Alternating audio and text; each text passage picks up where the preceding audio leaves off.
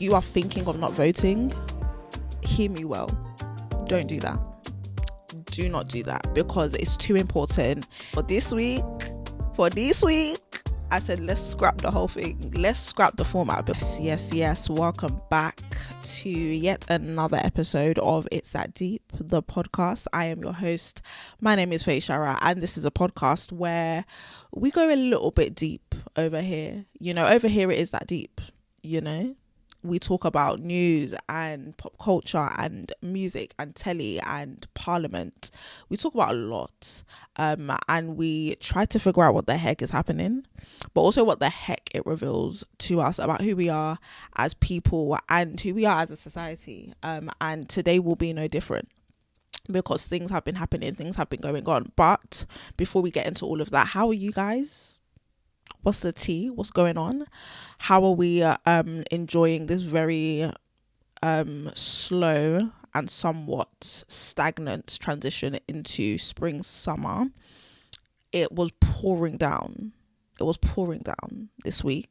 And then the very next day, it was sunshine. So I don't know for this England show, but how are we? Like, what's going on? Spill the tea. Talk to me. I want to know what's going on with you guys. I have been good. Praise Jesus, I've been good. I was at the it's not London. I was at the podcast show yesterday, podcast show 2024, and it's supposed to be like the biggest festival or conference for podcasting in Europe, and it was pretty cool. I can't lie, I only made the second day, but it was pretty cool to hear from some speakers, some industry professionals. I was about to say profesh, but that doesn't make sense. I just connected with loads of people, and I left feeling like this, my baby, it's that deep. I'm ready for her to grow. I'm ready for her to mature. And I'm just ready to keep taking this thing to the next level. I really feel like, what do we have to lose? So you guys can help me do that. Little cute segue here. You guys can help me do that by sharing the episodes. If they are actually good and you're enjoying them, share them. Follow us on IG, follow us on Spotify, on YouTube, leave a comment, leave a rating.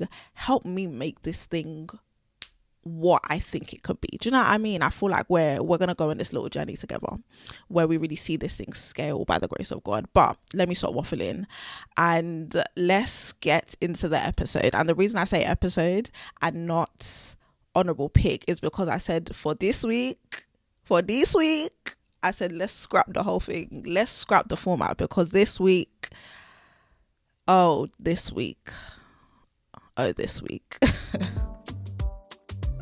this week, I feel like I should paint the picture for you, man. So basically, this was Wednesday, right? So I had a lash appointment. So I was at my lash tech's, my good sis Alexa. And if you've gotten your lashes done before, you need to sit on that table for, I got a full set. So minimum 2 hours, you have to sit on that table and let them do their work, let them do the surgery. And obviously you can't open your eyes, and you most definitely cannot be scrolling on your phone like if it was a hair appointment. Anyway, so I was on the table, phone away, eyes closed, and then after 2.5 hours, I turned on my phone and my friend Esther texts me. Hey Esther, if you're listening to this. But she texted me, she was like, happy birthday, you got a perfect birthday present waiting for you. And I said, what are you talking about, dear? You know when my birthday is. Can we stop this? And she was like, look at the news. And I was like, what are you talking about? And I opened my phone and I saw that on Wednesday, Rishi Sunak had called a snap general election for July 4th. Now, context, my birthday is July 3rd. So she was like, oh, this is going to be a perfect birthday present for you. And she was mocking it because she knows that my stance right now on British politics would not make me happy about this. Anyway.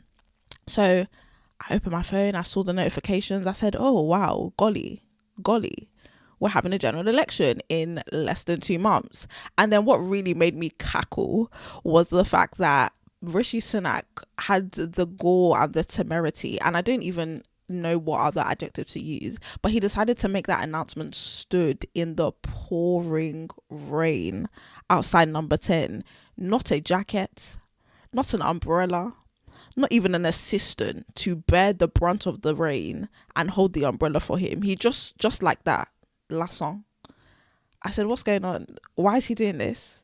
This is not Usher Burn. It's not Usher Burn. It's not an R&B music video. You can make this announcement inside where it's nice and dry. Do you know what I mean? I thought the whole thing was really strange. And then obviously I went away and did my research, and I just thought to myself, there's no way we're having a snap Genny lecs, because that's what I'm calling the general election, guys. Genny lecs. They're agreeing with me over on TikTok. But we're not having a snap Genny lecs, and we're not going to not talk about it here. So I said, scrap the honourable pick, scrap the second honourable pick. We're going to make this the whole episode because we got a lot to get into. So let's do that. First things first, if you are thinking of not voting, hear me well. Don't do that. Do not do that, because it's too important. It is your constitutional right. It's even your God-given right. Please do not squander what has so freely been offered to you. Vote. Please vote. Please do your research. Please listen to this podcast. I will offer as much, information as I can, non-biased, because I'm not really messing with any of these parties right now. Please do the needful and vote. Yeah, none of that. Oh, I don't really believe in politics. Politics isn't really my bag. If you live and breathe in the UK, politics should be your bag. So none of this, I'm not voting. Number one. Number two, really, I'm trying to do it like in order of business. Number two, register to vote. The deadline to register to vote is June 18th, June 19th for postal votes. If you are a student at university, please ensure that, but yeah, please make sure that you register at the place that you will be living on July 4th. So, I mean, people are saying it was strategic of him to do a July vote because he knows that like loads of students would be registered at their uni addresses, but they would be at home because it's the summer holidays. So don't fall into that trap. If you know you're going to be on campus, which I doubt you will be, register at your campus address. If you know you're going to be at home with your parents or wherever you live back home, register there. If you're not even going to be in the country, register for a postal vote. I will put the information in the show notes and the YouTube, all of the good things where you find the good things. Just register to vote, guys, please, man. We can't be saying we didn't know. Like, we just can't be doing that. Not this time around. It's far too important. So register. Okay, second order of business done. What's number three? Okay, number three is analysis. Let's do some analysis. Let's talk about what I'm thinking, what I'm feeling for this election.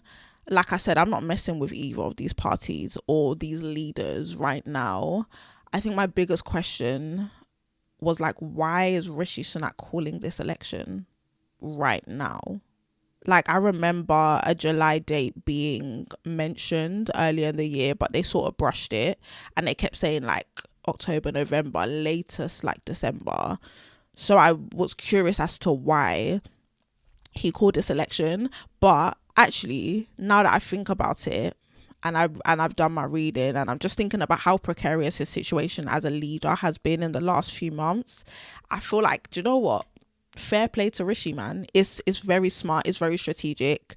There were conversations and there have been conversations going on about his ability as a leader of the Tory party. If you remember in my wrap ups for 2023, at the top of last year, he had his 5 commitments that he made to the nation in a speech that he wanted to tackle in his time as leader.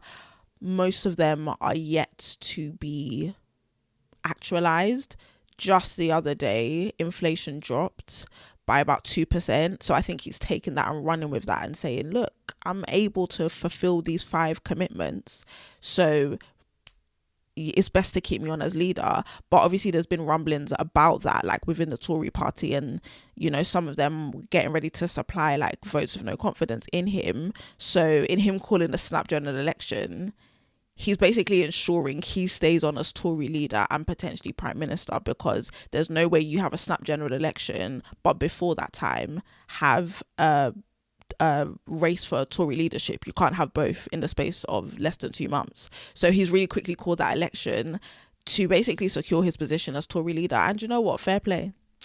fair play, you got to play the game sometimes. I do think even if he gets re-elected as prime minister, and even if he doesn't, he will not be Tory leader by the end of 2024. I can guarantee that. There's no way he is, because it's just not, it hasn't been looking good for him for a very long time on every front. Like, I saw an interview he did at Loose Women the other day, and Judy Love was just eating him up, just eating him for breakfast, lunch and dinner. He's just obviously incredibly out of touch with people. When we ask, well, not me, I'm not asking anybody any questions, but like when people ask, what are your plans, why is the country in the state it is, he tends to go back to the same talking points. The war on Ukraine and Russia, COVID-19, yeah, those are his two main and then he also goes back to like how amazing he did during COVID with like furlough and Eat Out to Help Out. And it's like, okay, that was, what are we, 20, that was like 4 years ago now. What have you done since then? And so I don't think he survives as Tory leader into 2025. Keir Starmer, on the other hand, I don't know, man. Keir Starmer, yeah, I think this general election is a gift. I think it's a blessing in disguise to Keir Starmer, because I sort of deep, like, where has he had the most contention from his voters? For me, it's two issues: Israel and Gaza, right? So if you look at the results of the local elections, Keir Starmer suffered. Labour, let me say, suffered. They lost a lot of the Muslim vote because he has not come out once and condemned Israel's behavior. He's actually stated that Israel have the right to defend themselves, and that has alienated a lot of the Muslim votes. And so he lost, I mean, from Manchester, not really in London, oh, actually some boroughs in London, but like he lost a lot of that vote in the local elections. And then for me, the second issue is also just this working class perception. Like, he, you know, presents himself as somebody who understands working class ideals and struggles, but his track record shows otherwise. Like, he's been, you know, anti-trade union, to the point that he sacked, you know, members of his team for supporting trade unions and people who have gone out to strike. And so for me, the Gaza and this like working class issue have been the places where he suffered the loss of voters most. And particularly with Palestine, I feel like had this election been called in like October or November, there would have been more room for error, because even like as we are now, people aren't fond of his stance. And so even if the situation in Palestine worsens, which we can assume it's going to, it's just more room for people to critique him, more room for people to poke holes at his statements, and find more reason to not vote for him. So I think he's been saved by the bell a little bit here. I think this is sort of a gift to him, where because it's been called so early, we can only judge him on what's happened thus far. Although that's not great, I do believe if it had been called later, it would have gone worse. So I do think it's a gift to Keir Starmer, and I do think, I mean, we're moving into predictions now, but I do think he could win. I think he is, from what I've seen just in the last 2 days, he's really taken this hard line of like, Tories, and I don't disagree with him on this, but Tories, 14 years of Tory chaos, let's bring some stability. This very morning that I'm sitting and recording, he's expelled Jeremy Corbyn from the Labour Party. Still no word on Diane Abbott, but he's very much doing everything in his power to almost go back to like that Blair-esque style of politics, where it's like, this is new Labour, forget old Labour, where every tie, every tethering to Jeremy Corbyn's Labour, forget about it. It's not happening here. He's really, really, really doing that. I think the name of his campaign is Change, and that's like a double entendre, right? Because it's like change for the nation, but change within the Labour Party first. So he's being, you know, really smart, and I think it could work for him. I do think it could work in his favour. If you can see my face right now, I'm not too excited about that. But there we go. We're definitely going to do more analysis as we get closer and closer to election day. But you know what I'm just thinking about now is like, what are the issues that are really going to dictate the outcome of this election?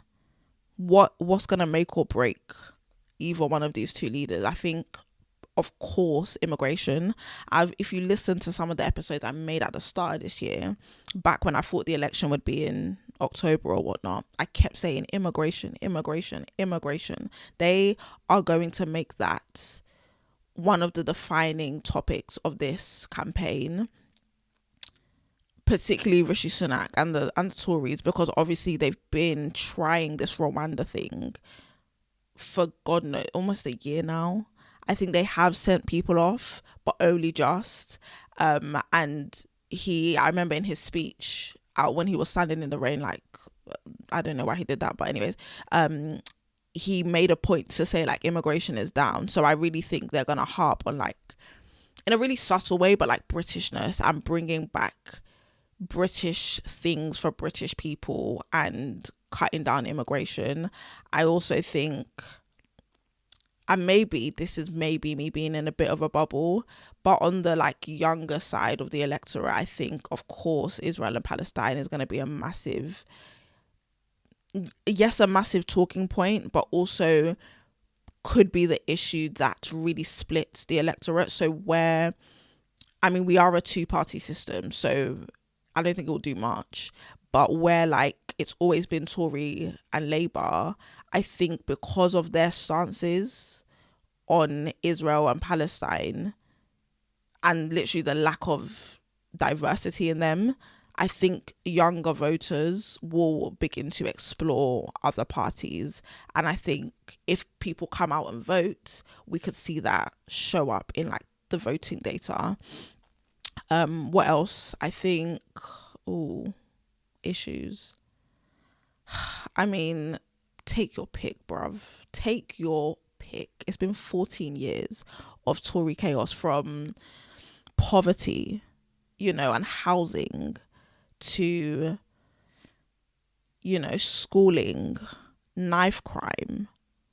Take your pick. I don't know that they will be defining topics. I do think this cost of living crisis most definitely will be. And I think the Tories are going to have to come up with something other than Ukraine and Russia, which has driven up like gas prices, because let's be honest, the cost of living crisis was creeping up on us anyways, even prior to the pandemic. So I think that will be a defining topic. I don't know. What else would you guys think? Let me know. Like, what is, because I also exist in a bubble. Like, my issues are my issues because they affect me. And so it's sometimes hard to step out of that bubble and actually appreciate what other people are contending with. So what are like the pressing issues for you guys? That will determine how you vote in this next election. I know for myself, I have a criteria, and I'm like just looking at when the manifestos come out. But I'm looking at the rhetoric, and I'm looking at the speeches, and I'm looking at the campaign trail, and I'm just like ticking and ticking or Xing, and I'm like, oh, don't match up, fantastic, find somebody else. And I do think it's important for me to say this, actually. It's important to look at, yes, the wider party. So of course I'm looking at Keir Starmer and the line that Labour take on poverty, child poverty, for example, but it's layered in that, like, I also have to look at my MP and what she's doing and what she's putting forward for my constituency. So it has to be those two levels that we look at to inform our voting, because we do not elect Rishi Sunak or Keir Starmer, we elect our local MP. So I want to keep this one short because we're having a Genny Lex, girls. We're having a little Genny Lex. Fun. This is going to be my third time voting. So fun. Ooh, democracy. I'm not sure about that one. But anyways, I want to keep this short and sweet because I think much analysis will come in the weeks to follow. We have about 6 weeks till voting day. So, oh my God, 6 weeks to my birthday. How fun. But yeah, we'll see. Keep following me on IG. Keep, locked into the pod, because I will be trying my best to provide the information, because we only vote based on what we know, and information is power and all these great sayings. So I really think we should just acquire as much information as possible, and we'll be doing it together, because I'm gonna, you know, still be learning about these parties and reading and whatnot, and I'm just gonna journey with you guys as we approach election day. But yeah, those are some of my thoughts. I gave like predictions, I gave my thoughts on those two leaders of ours. You know, I feel like we're in a bit of a damned if you do, damned if you don't, you know, situation. So, but yeah, that's that. I wanted to make that the full episode for this week. We're not gonna talk about nothing else, because what else is there to talk about? What Kelly Rowland can, come on, we know how they treat black women, come on. But anyway, so that's episode 22 done. Yeah, so thanks for listening. Make sure you register to vote, please do that, and I will see you next week for another round of stories.